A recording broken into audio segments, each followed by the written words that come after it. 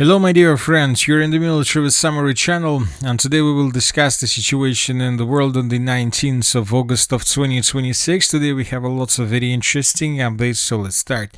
And first, let's talk about the Zaporizhzhia direction, where the Russians, according to different pro-Russian sources, during the previous 24 hours have improved their position significantly.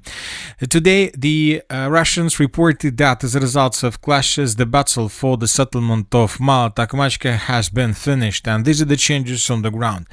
We haven't adjusted the map completely. We haven't colored the settlement of Tokmachka as a territory and the complete control of the armed force of the Russian Federation. The thing is that almost a year ago, the Minister of Defense of the Russian Federation reported that the village of Tokmachka was captured by Russians, and a year ago the settlement was colored as the territory under control of the armed force of the Russian Federation.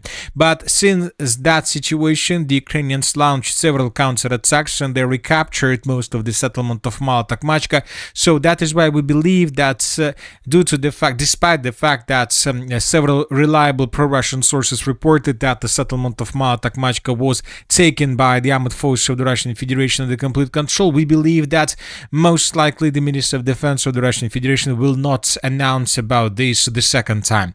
But most likely we'll see videos with flags through the settlement, and when it happens, we will adjust the map completely.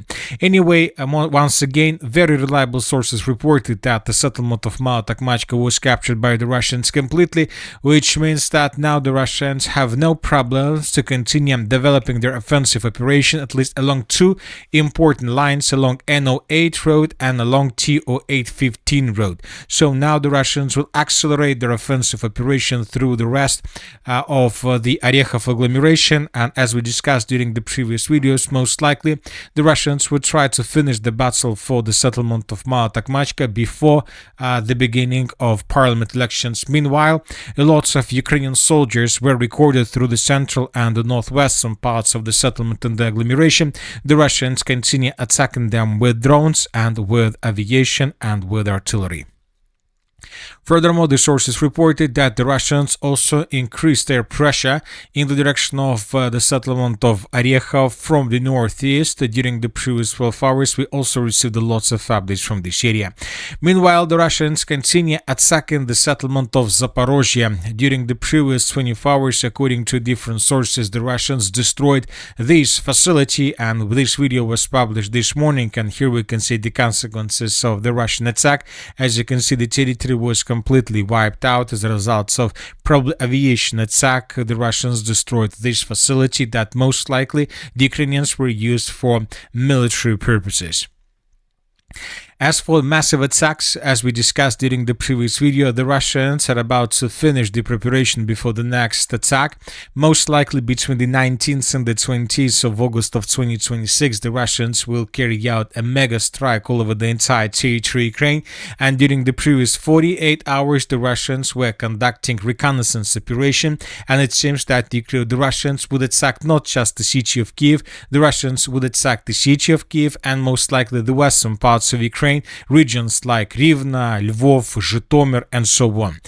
But the several sources reported that the Russians have finished the redeployment of aviation from the far east. The Russians have deployed up to 7 Tu-95 aircrafts, which means that most likely the Russians would use dozens of Ha-101 missiles. Furthermore, during the upcoming massive attack, the Russians would use most likely Iskander missiles, Zircon missiles, the Russians would use Banderol missiles, and of course the Russians would use jet-powered drones.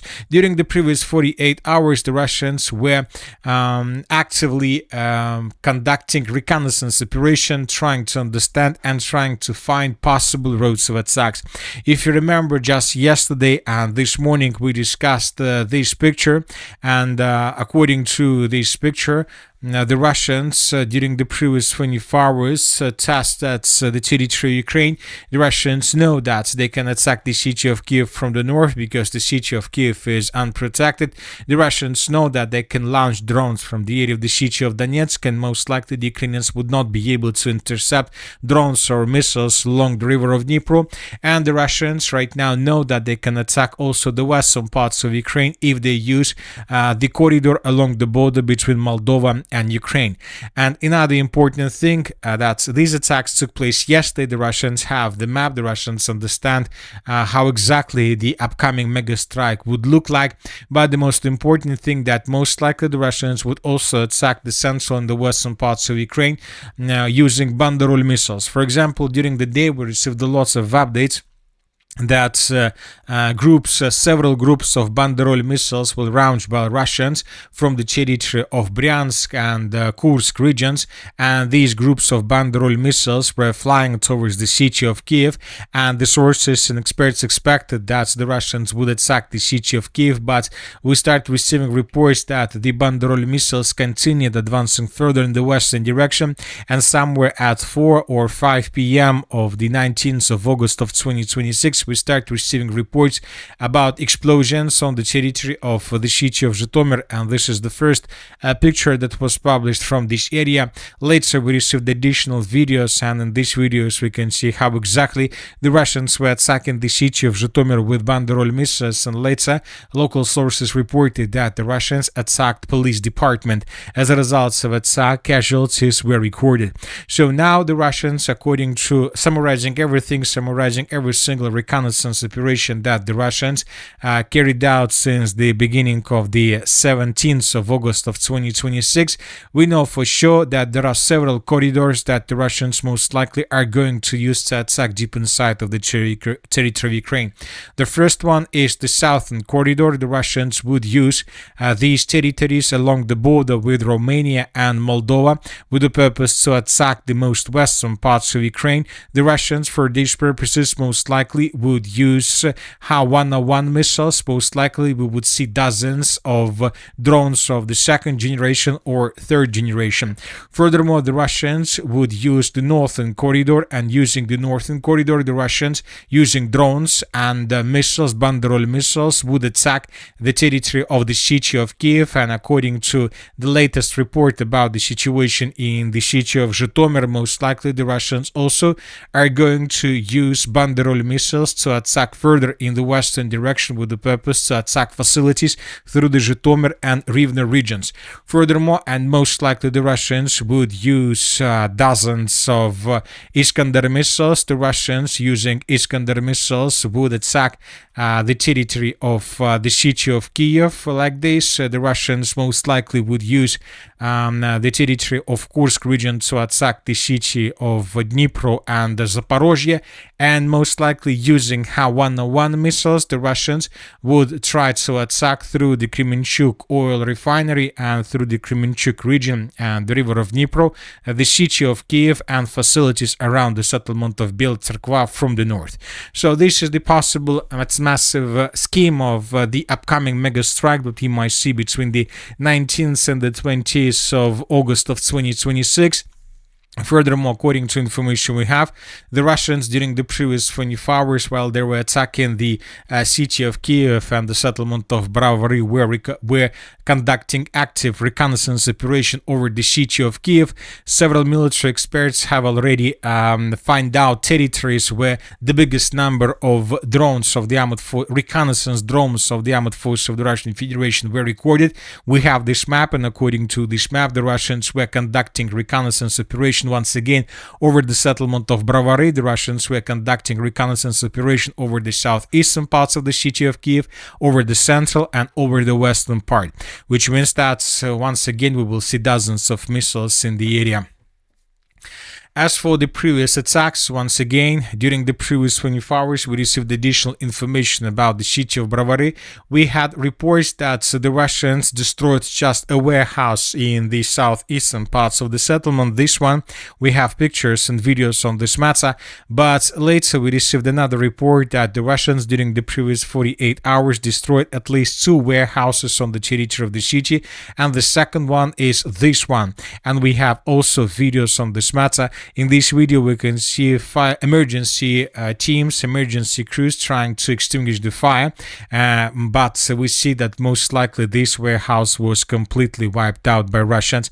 So summarizing everything, we have at least 4 or 5 warehouses through the settlement of Brovary that has been wiped out since the beginning of this month, and the Russians most likely are not going to stop this process. The most important thing that's due to these attacks, almost every single day we receive more and more pictures and more updates about the situation in the territory of the city of Kyiv. We are talking about different magazines, different shops, different malls, and empty malls, empty business is not doing good right now on the territory of the city of Kyiv and through the entire territory of Ukraine, which means that not just military pressure but economical pressure as well as the political pressure intensify in Ukraine, and it's very difficult to imagine how the things are going to develop during the winter period of time.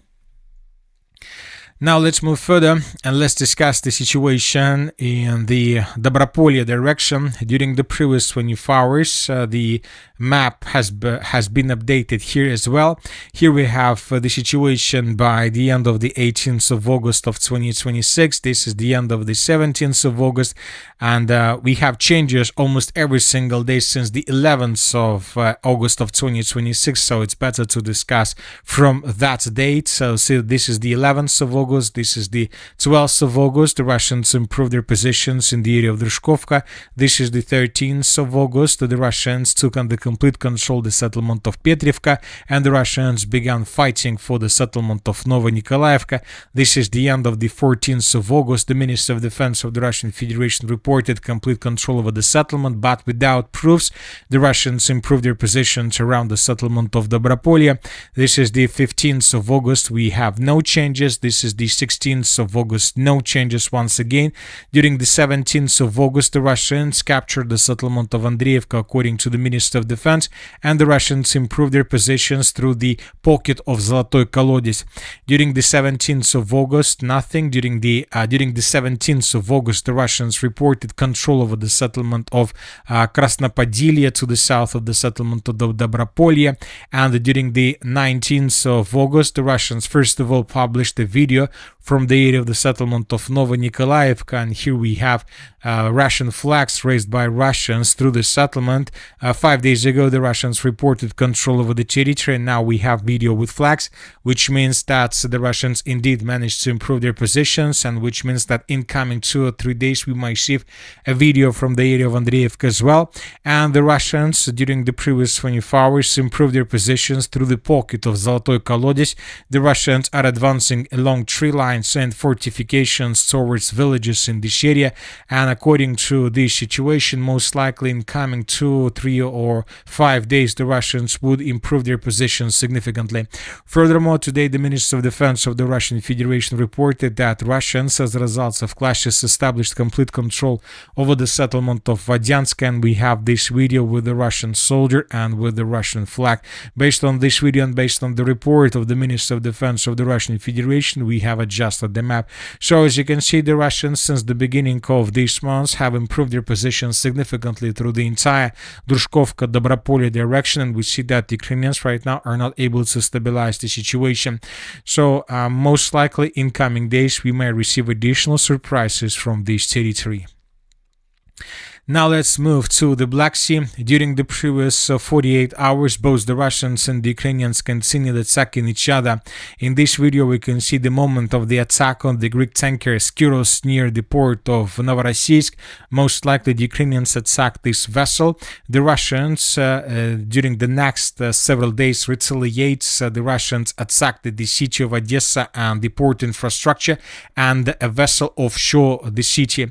In this video, we can see the vessel that was struck by Russia, and we can see a fire that broke out right after the Russians did that. So the city of Odesa continued being isolated from the mainland. The Russians almost every single day launch dozens of drones and numbers of up to 5 or 6 missiles of Banderol type, and the Ukrainians are not able to do this. The only thing that the Ukrainians managed to do during the previous several days is to publish this post where they were asking the United States of America with air defense missiles. Ukraine reminds the United States of the need to supply PAC-3 interceptor missiles, while the United States itself requires these systems to protect its bases in the Middle East. So which means that most likely during the upcoming massive attack, the Ukrainians will not receive interceptors, and probably this is the first time since the beginning of the special military operation, or since the moment when the Ukrainians began receiving PAC-3 interceptors, when the Ukrainians before another massive attack would not receive even a single missile. So this is the situation. Another important update is coming from the city of Kyiv. Today, according to information we have, Zelensky rejected the ultimatum that was issued by the former Minister of Defense of Ukraine, Fedorov, and today the Parliament of Ukraine, the Verkhovna Rada, voted to appoint Evgeny Khmara as the Minister of Defense of Ukraine. So which means that most likely, due to the fact that Fedorov issued the ultimatum, most likely in coming 2-3 days, maybe during the upcoming night between the 19th and the 20th of August of 2026, we'll see not just massive attacks from the Russian side, but we might see also protests across the territory of Ukraine. As of the end of the 19th of August of 2026, I haven't noted any report on any channel where people were asked to start protests, but most likely something is being prepared. And that's it for today. The Military Summary channel reminds to condemn any violence in the world. Thank you for your watching. Subscribe to my channel, put your likes to my Patreon, and have a good day. Bye bye.